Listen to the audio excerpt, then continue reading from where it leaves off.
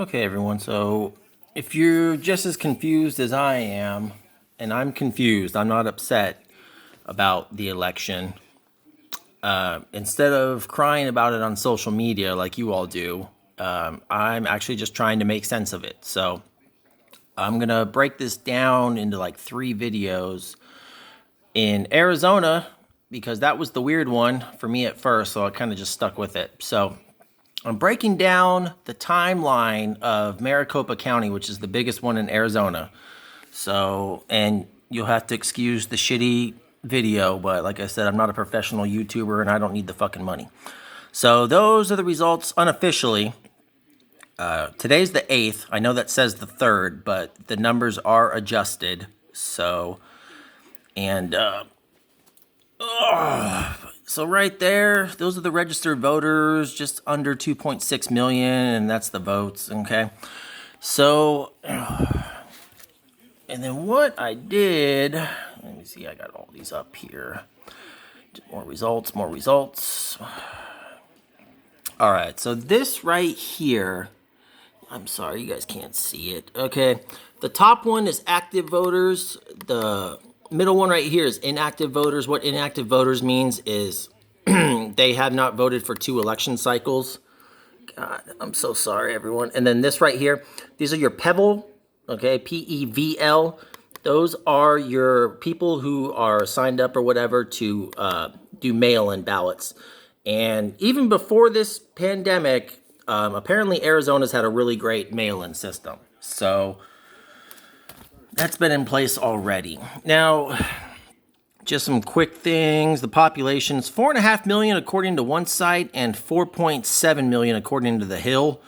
So it could or could not affect something. So I'm just telling you guys what I find. I'm not making any assumptions yet, but after doing all this stuff, I'll tell you what, I'm more confused now, and I'll explain more why. So after the election, I looked up the number of registered voters, etc., and you can find this on right there, maricopa.gov. Okay, so everything that I'm going to cite is all from Arizona, all their news sources and articles. I don't cite any CNN, Fox, or any of that. So if you're going to complain about this, I don't care. So this was the number on November 4th, I believe, is when I did it. But November 7th, the numbers changed. They actually put more on their inactive list and lost some off their active and mail. But then I checked it again today, and it went back up. Active was up 215, and then the mail and inactive, though, went down. So, and then I did the difference from this to that one. So it's not really important, though. And the results, so it's from that first thing I showed you guys. 101,886,896 early voters, 165,860 on election day. Provisional ballots. So a provisional ballot, if you don't know, it's a ballot for who the voter did not have an ID and they had to verify in person. And you'll see I'll talk about those a little later on in another video. So 2,052,756 was the total vote. I just subtracted it from the registered. So about 500,000 people didn't vote, which is 79.1%. All right. And just some more math really quick. So there's a difference between ballots and total votes, okay? This is the total vote based on that first sheet that I showed you guys. And there are 13,025 votes that did not count. 8,200 of them were undervote, meaning they didn't have a clear marking or they didn't fill out their ballot completely. An overvote is when they voted for more than one candidate, and just the definite voted for more than allowed. So, and these are the numbers, I guess, as they stand. They could have changed. It's 350 here in Kansas. So, but that's Biden and Trump leading 46,000. That's what Trump's down.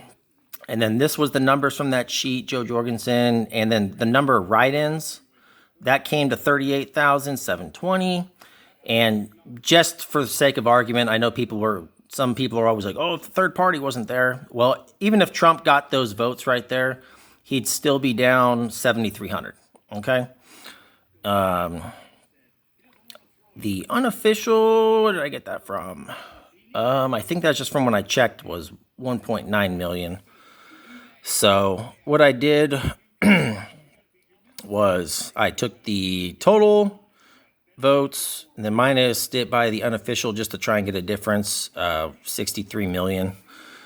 And so right here, this is what I have right now for the state of Arizona, but I'm not going to worry about that. So that is just the first video kind of explaining things. If anyone needs clarification, let me know. I have all this stuff, but I didn't want to make one 35-minute long video explaining everything because no one pays attention. So I'm going to make another one now of the actual time frames, one in October and one in November.